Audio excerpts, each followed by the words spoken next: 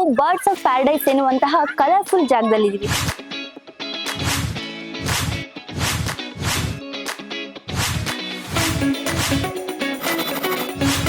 Colourful ಆಗಿದೆಯೋ ಈ ಜಾಗ, ಅಷ್ಟೇ ಒಂದು ಚಿಕ್ಕದಾಗಿ ಭಯ ಇದೆ.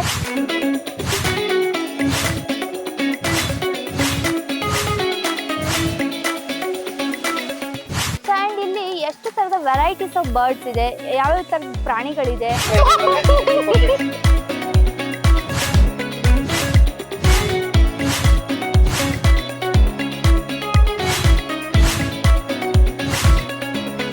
ಸೊ ಇದ್ರ ಬಗ್ಗೆ ಹೆಚ್ಚಿನ ಮಾಹಿತಿನ ನಾವು ಈ ವಿಡಿಯೋ ಮೂಲಕ ಕೊಡ್ತೀವಿ.